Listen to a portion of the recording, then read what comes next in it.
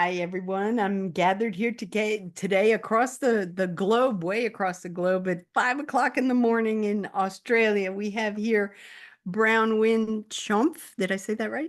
So it's Bronwyn Chumph Chomf Glidden. Glidden. Yeah. Okay. And she is Quite a a mouthful. coach. She is a coach that we met through a mutual contact, but this is the beauty of being able to be virtual and going across the pond without spending the money to travel, and at the same time reap all the benefits of knowing those like-minded people, knowing those people that have that idea that together we can make this world better. So tell me a little bit about yourself and let everyone know what it is you do in the other side of the country here. Okay. So yeah, hi. Yeah. So I'm Bronwyn and I have a company called Evertrue Solutions. And this company is focused on helping small business owners to be sustainable.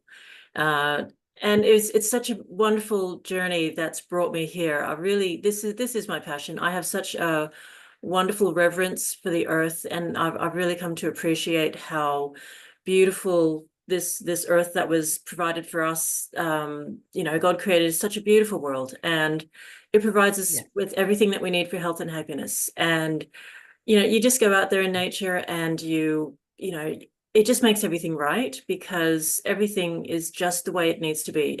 The way that nature works, it's got it all figured out. And so Yeah. it's so beautiful. So I came to learn about permaculture couple of years ago, and I realized this is what I've been wanting to do my whole life. And so I'm a really passionate advocate of permaculture and how this could be the only way that we live well in days to come.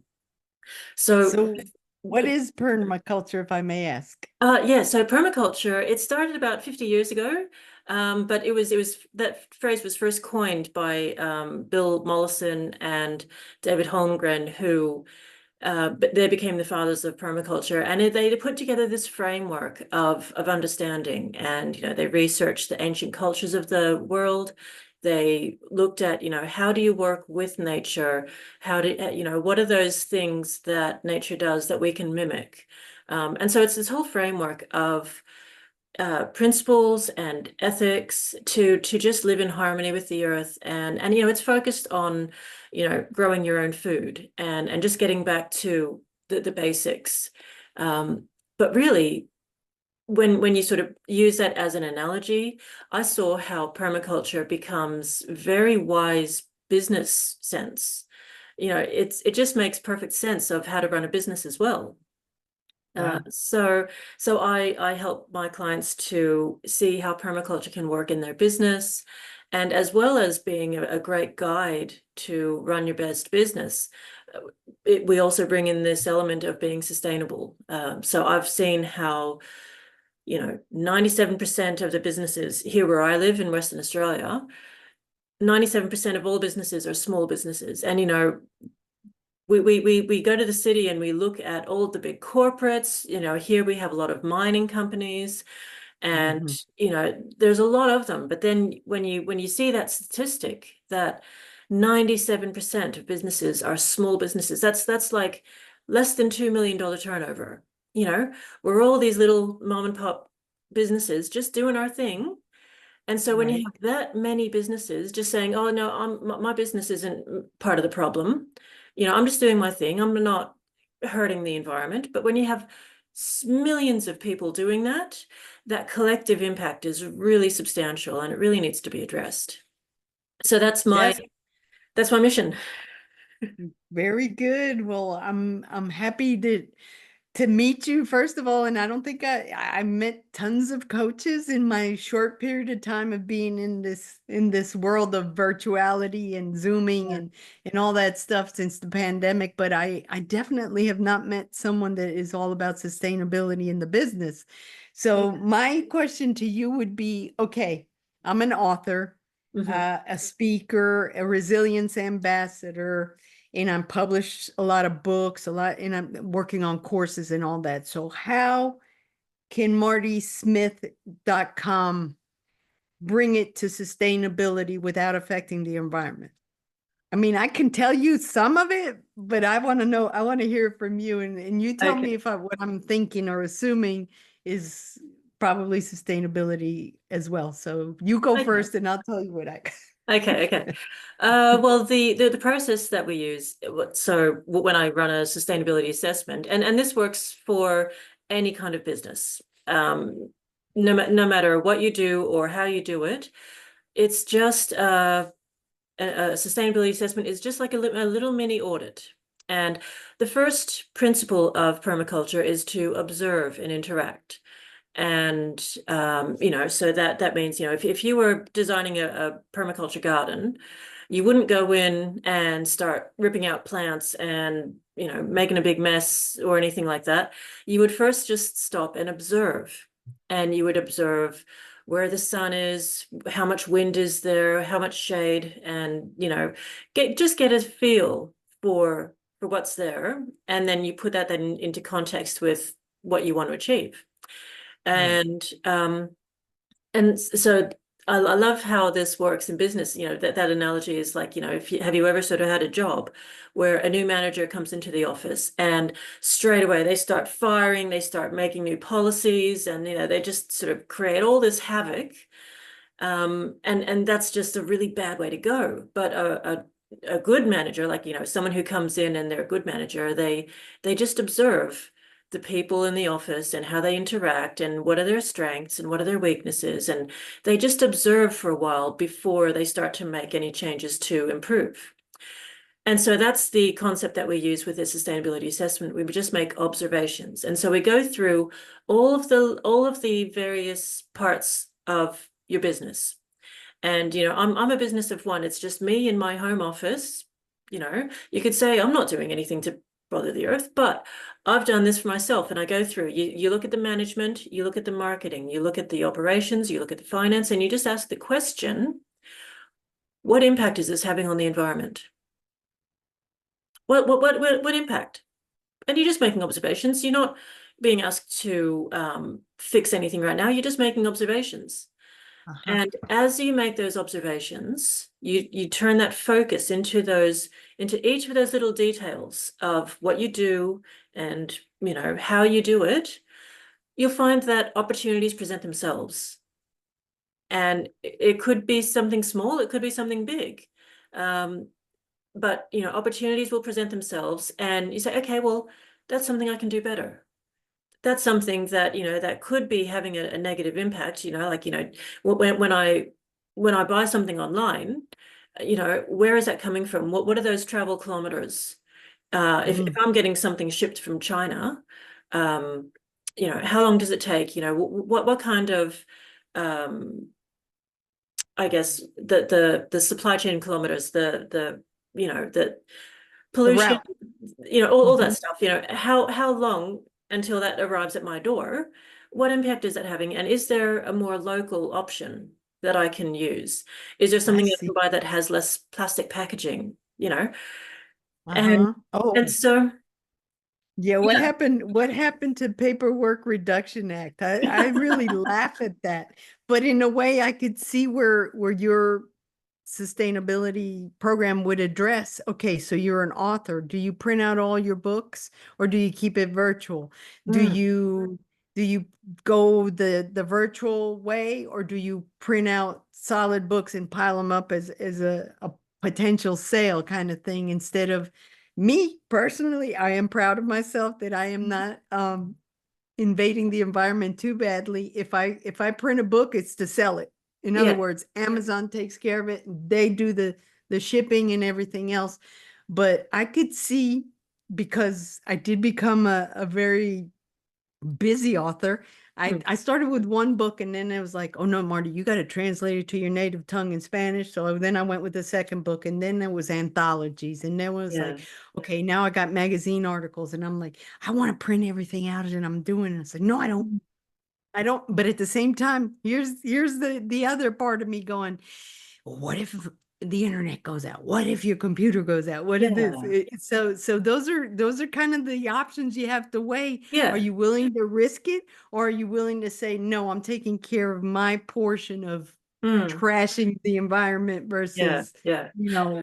or And being conscious of it. yeah, yeah, that's right. And we're not talking about, you know, turning our back on development and technology and all of that. We are doing things. We're living lives. We need to have industry. We need to do all this stuff. We need to have Just find, we need to have paper. It is important to have paper. Uh, uh-huh. but that's the beautiful thing about trees. Trees grow. You can get more, and But you have to plant them. You have yeah, to plant them, yeah, not that's knock right, them all that's right. down in construction. But So yeah, I could yeah, see you can build a beautiful, wonderful neighborhood, brand new everything, but you're missing all the trees that used to be on mm, that lot, and you've yeah, taken away from the beauty, the natural beauty that existed there. So that's right. I think your plan is to make everybody conscious Yes. of what they're doing affects not just their business, affects their environment, affects the attitude that people have Hmm. with not respecting nature, with like dismissing it as even being important. And I think that's why we're all in a pickle right now, going, oh, Yeah, wow, we need to grow our own food. We should have been this, we could have been that, and yeah, now we're catching on. yeah, But I think a little late in the ball game because most of us are older versus we could be yeah, thriving as a young yeah. adult and saying, "Oh, I'm not going with the grocery Mm. store. I'm going to grow my own stuff. I will contribute to the economy where I can't find the items I'm looking for at the Yeah, store," type of thing. And yeah. then both everyone is happy because you're sustaining each other. So I Mm. I love what you do. I just don't know that very many people are very conscious of it. So you need to get out there and Yeah. make it known for people to say, Enough is enough. We need to Mm. take care of ourselves, but we also need to take care of our surrounding, and we need to take care of each other's businesses so that we can all thrive and coexist better." That's right. Yeah. Fantastic. But this is awesome. Thank you so much for joining me and getting to see me. I'm happy in however many ways I can help you and contribute to that, because I do believe in everything you're promoting. And Fantastic. I definitely want you to be part of our group, perhaps in the grit and growth, and see maybe you can put your 2 cents worth in there and say, Oh, hey, absolutely. I would love to. I've really like, I see it with my children, they are so much more switched on with this environmental awareness. thanks to And mom, though, yeah, because if yeah. mom wasn't Oh no, but switched, maybe. yeah. But I see it in kids all over the place, that they're a lot more aware and that they really care about it a lot more than maybe my parents did. And Oh, absolutely. I say that this generation that is now coming up, it's either two. It's either we're tired, we've seen what history has done, it just keeps mm, repeating itself, or we're going to take it by the grip and say, I can add to it. I can make this a little more thriving. I can find yes. purpose and passion and mission in something that has not been addressed, type of thing. So yes, I agree with you. And I think a lot of people have given up on the youth because they don't have hope in them. On the contrary, that's Yeah. that's where I say our solutions lie. We have Yeah, to let them express themselves. that's We have right. to give them a voice. We have to let them see and feel what it is that they have to contribute to the world. Me, I didn't Mhm. know I had any talents. I didn't know I Yeah. could do anything positively because I was called a mistake when I was younger. But at the same time, that was like a seed that was planted in me to say, I'm stubborn, and I'm going to prove to myself that Mhm. somewhere, somehow, one day, I'm going to make something of my life. And sure enough, that's exactly how it's happened. But Yeah. it took a lot of hard knocks in the school of life. And at the same time, I appreciate it because it's made me stronger. It's made me more tolerant. It's made me Mhm. understand and be more empathetic with the world. Because Yeah. now being on the other side of the coin, I every now and then I see someone that was going or reminds me of what I was going through. And I'm like, had I had someone seeing and watching and Mhm. witnessing to say, hey, wait a minute, think about it a little more deeply. Look at Mm. yourself. Don't blame the world, that kind of thing. And so it's very interesting how the afterthought really does make a difference in you figuring out your past. When we look at our past, Mm. we only look at the bad stuff, but we don't look at all the blessings that were laid out. We don't look at all the Yeah, tools that God put there for you to practice and get it right. exactly. We Mhm. just keep repeating the same old, and then we like, I give up. The world sucks. We go crazy, but we're not being truthful to ourselves because our reality is all coexisting with the limiting beliefs that we've branched out Mhm. from the traumas or whatever we've experienced. So That's exactly right. thank you. Yeah. Thank you for bringing this to our attention. I enjoyed this immensely, and you to stay in touch, and we're gonna be speaking more. Absolutely. Yes. Thank you so much. God All bless right. you and keep you successful in whatever it is you do because you have the right stuff to do it. Thank you. I really appreciate that. Okay.